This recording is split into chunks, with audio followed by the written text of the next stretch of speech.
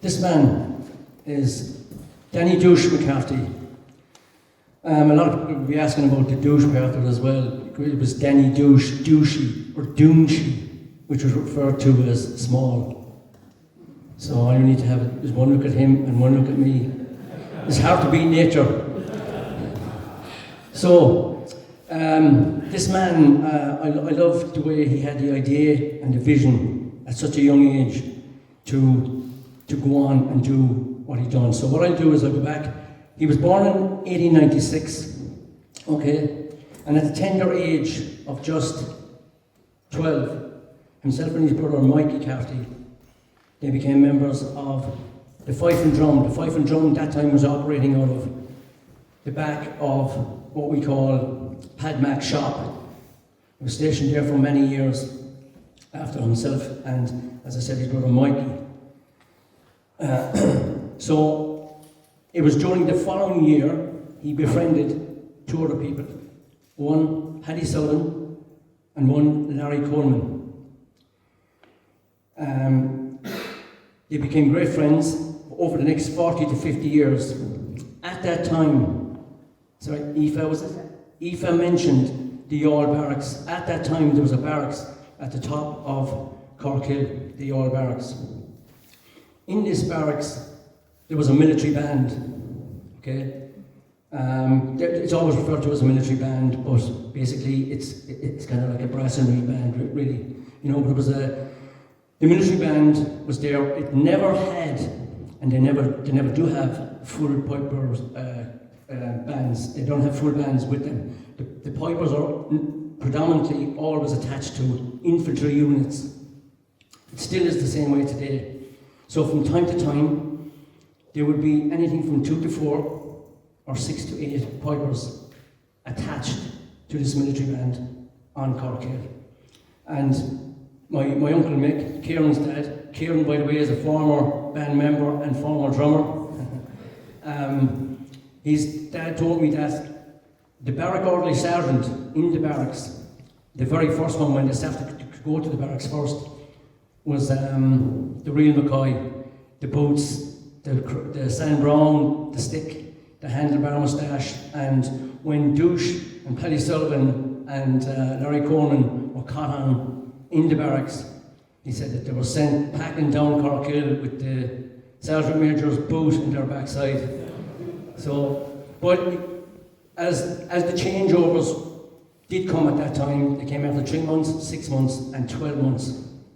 This man was to go. But the boys had a great rapport. The three lads had a great rapport with the pipers. They knew where they were billeted. They knew exactly where to go, and they frequented it. Over the next 3 to 4 years, they became quite proficient at the chanter, the goose, as we call it, when you start to blow the bag for the first time.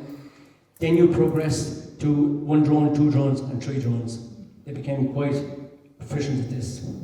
It was later, that year in 1913, that he came by 3 sets of pipes, a bass drum, and 2 side drums.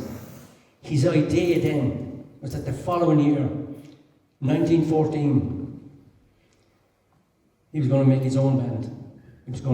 And he called it at the time, the official name that time was the Youghal Pipe Band. And anyone from that generation that kind of knew Douche before we came on the scene still refer to the band today as the Youghal Pipe Band. But it changed in 1953. He changed it to the Youghal Pipe Band. They tried many different things. Like I have a sperm here, shop bought. I have to say it, shop bought. That's the way that's the way it is today. We're lucky to be in that position. But this here is what the look. When I'm finished, you can have a closer look. They tried everything. This is made of tin. They hand cut the leather. It's hand stitched as well. And this is very brittle, so that's why we put it in a glass case. So, and even in equipment, they tried and tested everything. Bags that time were goat skin or pig skin. They couldn't afford to have all the pipers playing them, so they tried and tested again. rubber tubes from the local garages, Morrissey's and Sheehan's. But these expanded, and it gave a wavering sound. So God only knows what this sounded like at the time. It kind of made it go up and down because it expanded as a rubber tube would. Any time that there was changing of parts or repairs to parts of the pipes need to be done, they cut an elder tree branch from Douche's back garden. This had a soft centre. How they knew this, I don't know. They got a red hot poker and bored it through to make a drone. Today, it's done by a lathe with a laser. You know, so they were still on the right track. They even tried to make reeds out of balsa wood before the match boxes went to cardboard, the boxes themselves. So, and again, God only knows what they sounded like, but they were still trying. They were very, very, very innovative with the gear. The instrument, that was the instruments. The gear was the same. They played for 8.5 years. Mick told me, 8.5 years in their civilian clothing, shorts, ties, slacks, and blazers. So it wasn't until about, as I said, 8.5 years, they started to come up again with ideas. They dyed jackets, any jacket that looked anyway decent, they dyed it black. They used canvas bags, flour bags. They cut them, and they cut them enough to just have a wrapper up the effect of a kilt. It wasn't even a proper kilt. They dyed these saffron, and for 3 to 4 years, they had just a jacket and a kilt before the shovel came on the scene. Until they got the dye in, they got a bottle green dye to make the shawl, or to dye the shawl. So that's where they went with the gear and equipment. So this photograph here, the only thing is that is a pity that we don't have a photograph of any of the bands when they were in their full civilian gear. But as you'll see here, the man, as you look at it on the right, the 4 pipers in the front, as you can see, are in full uniform. The man just behind the guy on the right, so second from your right as you look at it, you can see a guy, he's in a slacks, shirt and tie, and a blazer. The guy in behind him, even on the bass drum, is in a blazer and a cap. You can see the cap. The guy here in between, that's Larry Coleman here, and that's Douche. You can see the guy in the middle here, he's half and half. He has the jacket, the shawl, but he has the slacks on. So they're kind of trying to get there, you know. So then they needed somewhere to practice. So the first place they went to, which we don't have a picture of, is a kind of a lean-to shed. Mick told me that it literally was galvanised on both sides, galvanised front and the door and the roof. So even in the winter time, they couldn't store the gear there. The gear actually went to Douche's house anytime they would have got really, if the rains came, well, he certainly would be moving it now. the rains came, or the winter itself came in, he had to move the gear for its survival to his own place in 34 Upper Cork Hill. So Pender's Lane is 2 doors north of Bertie's Bear, as we know it today. There was an archway there which went on to the back of the Fairfield before Dominic Holland's place. That was the first bedroom. The second bedroom then was here, right here. This is the first door of Kenny's Lane. Kenny's Lane is, you come down to the bottom of Raheen Road, it was straight across the road. It was a very narrow street at the time because there was a load of buildings here. There was a farmer, home shop owner, Mr. Jack Daly. He was a local councillor. He owned all these buildings and he left Douche to rent this one. And as kids growing up, Douche would take you away. He was an avid, he'd go bird catching of a Sunday, he'd bring you. And he wouldn't elaborate. It would either be done on the way in or the way out. You'd be passing this door and he'd go, "Oi, you hear me?" That was the first band we had on Cork Hill. He just reminds you. And he'd never elaborate in any way, shape or form. He just said, that was the first band room. You never forgot it though. He was just doing it, and that's all the way. He'd either done it on the way in or the way out. Just a couple of years later, 10 to be exact, they moved from here again onto Cork Hill for the very first time. And the next band room is here. This is on Cork Hill, on the bend. And the shop I'm on about, if you remember it, Jack Daly's was just over here. This is the band room over here with the girl in the white dress. If you can see the old footpath and the slab or the slate or whatever you call it coming across off the footpath. This gable end up here, the third one here. This is Douche's home place. This is 34 up at Cork Hill. But you can actually see what he's at. He's actually getting the band room closer all the time. What he was able to do here was he was able to open his front door, look down to his right, and he could see the band room. You can see where he's going with it, and he has a plan, he has a vision. So his dream was complete in 1973 when here. This is the band room, and this is the gable end of the house. This is the band room here. This is Douche here in the back row. Brian's dad is there, Jimmy. Kieran's dad is there, my own dad, Paddy Wack. That's me in the front there. Kieran's brother Paul. This was 1973, so this was his dream come true. He eventually got the band as close to his sitting room, which is only just in here, as possible. So, the band in, as you can see, we had tartan, we had spats. The band in, for whatever reason, I don't know, it changed. We changed colours. We were like chameleons over the next 20 years because we went from green jackets to purple jackets to black jackets back to green, and I went, if you just give us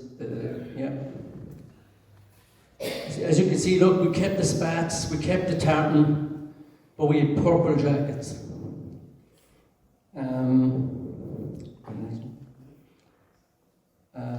We're here in, outside, as you can see, outside the Dungarvan room. We used to do the parade there for a couple of years. There, now you can see the black jacket is back. The saffron kilt is back. This little boy here, in the red tie, is the band leader today. He's sitting behind you there. Right, so, that was the changing. This, unfortunately, this is his dad, Naga Senior, or Michael II. Unfortunately, he passed away at the tender age of 57. But these two ladies here are his two daughters, Pearl and Emma. They are both pipers in the band. They both took a sabbatical from the band to have families of their own. They're now back in the band. They're two pipers in the band today. And you can see how the dynasty carries on. Emma's daughter, Shauna, is a piper in the band. And Pearl's son, Kevin, is a drummer in the band. You can see where it continues. There's a couple of things in this. This is back a few years again. With green jackets. I even had hair. I actually had hair one time. Don't have it anymore, but I just did it. This little boy is the pipe major. And he's behind you as well. He's back there. So we're still hanging in there for the foreseeable future. This actually is a civic reception that was held here in this building downstairs. This photograph was taken at the front, as you can see. It was the centenary year in 2014. Yeah, so it's the centenary year. And we also got a message that year from President Higgins, basically commending the band for the tradition, the family tradition, the culture, and the music, and wishing us all the best for the future. So we had as well an army connection ourselves. Douche himself, this is him in uniform. Douche the soldier, as it was referred to in the book. He was a member of the old IRA. He was attached, as we are so close, to a brigade in Waterford, the Waterford side. So much so that from 1924 on, when they started to have commemorations on Easter Sunday, the band has played at every one of them to date, making next year 100 years of playing at the commemorations for these people. That commemorating the people that were involved in with the old IRA. Also, we then have our own connection ourselves. When I say we, the new generation, because a great employer in Youghal at the time was Youghal Carpets, Seafield Fabrics, Blackwater Cottons. But some people went to the UK, but some people, there was a good few of us joined the army. Some people stayed for 21 years, some people done 25, some people done 30. When we went to the army, we joined an infantry unit that was stationed in Cork at the time, the 4th Battalion. When we were in Youghal and we joined the band, we learned by ear. It was the old way. The actual lingo used is Killarney playing, is what they call it. It's open fingering. And we kind of wanted to compete, but we couldn't really compete doing that. So the first two to go was Brian and Naga. They went to Dublin to school of music and they learned by music, and it was a game changer. It gave us the blueprint, as Karen put it, of how to put a band together, how to approach, how to pick tunes that suited people, make slight adjustments but make them all the same. Get everybody to play the same, to do the same thing. So for us, as I said, it was a game changer. We also got to do a lot of travelling with the UN, with NATO. We got to play in other contingents that were stationed with us. We got to travel up and down the country. We also got the opportunity to play with brass bands, which was a big thing for us. It gave us great confidence, it gave us a great platform to work off. Playing in the City Hall in Limerick, playing every year for the mass bands in the City Hall in Cork, the National Concert Hall in Dublin, and so it gave us a great experience. Also, we were members of, as I said, the 4th Battalion Pipe Band, and in this photograph, so if you go left to right, back row, so you have Christy McCarthy, Brian McCarthy, Gerald McCarthy, Owen McCarthy, Michael McCarthy, Whack McCarthy. So you had three of us were brothers, Gerald and Naga were brothers, and of Kieran, and you had Brian, and then we were all first cousins.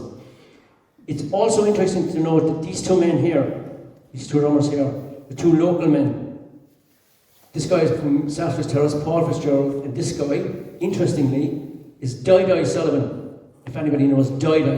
But his name is actually Paddy O'Sullivan. He's a son of the Paddy O'Sullivan that started the band at Douche. So it was an interesting connection with him, you know. But we had a great contribution. We gave a great contribution to the band over the years, so much so that when the parade when they had the parade for the 4 battalion stand down, it was going to be an unheard of thing that a civilian band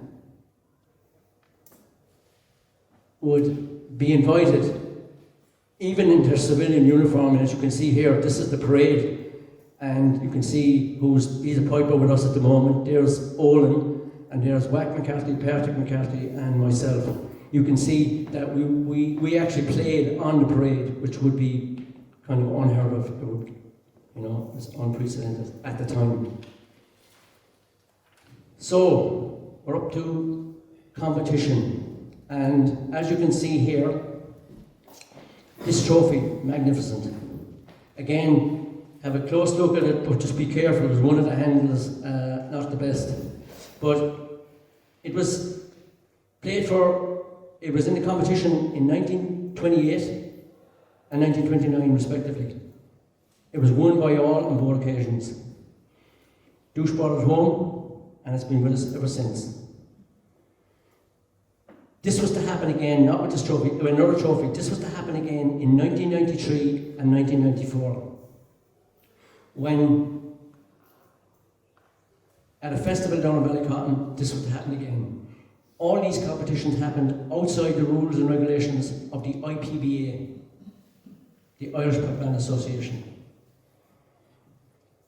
So the following year, we decided to ask the powers that be, which would have been Mick and Jimmy at the time, that we wanted to put our hand up and go forward to compete. And we have done. We went forward in 1995, and we've been competing since.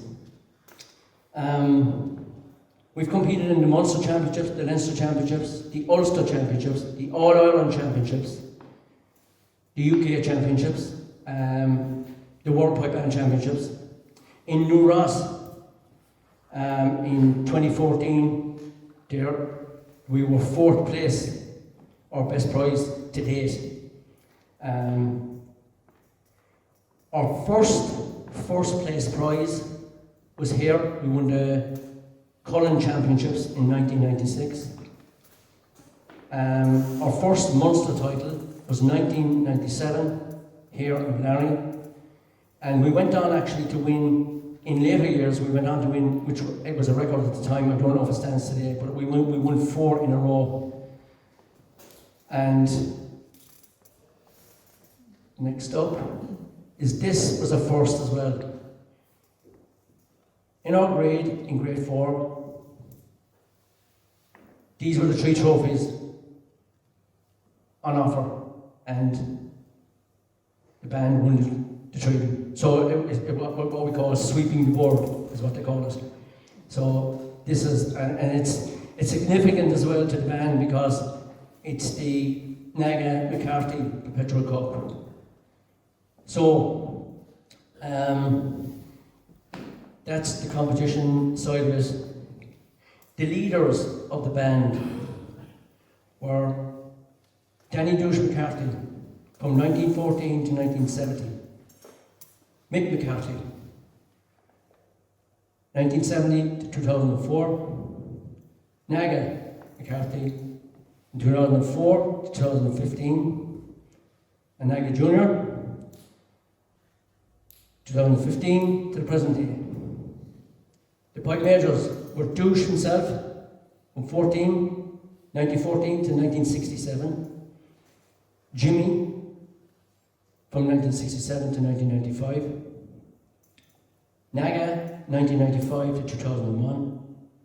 Myself, from 2001 to 2015. And Brian, 2015 to the present day.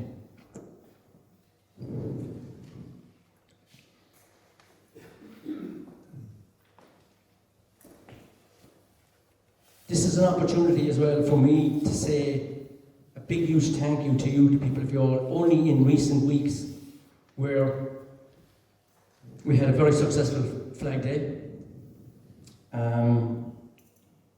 In recent years, we've had huge success in our concerts.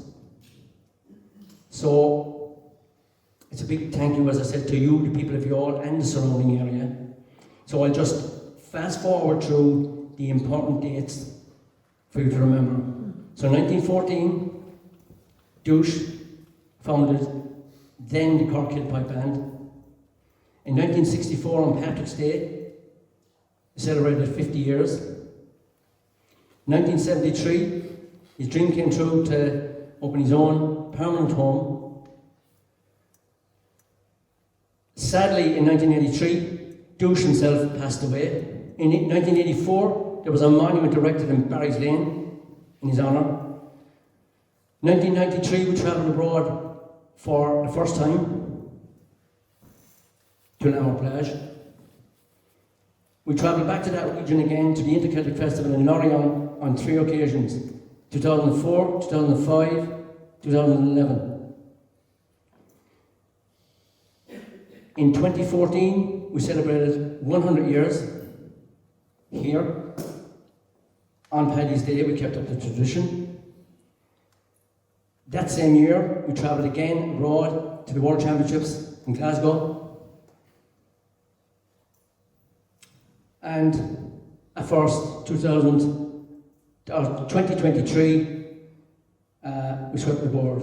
So, to every man, woman, boy and girl that has ever marched down Cork Hill with this band,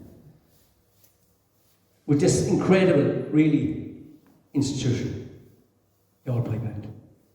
Thank you very much.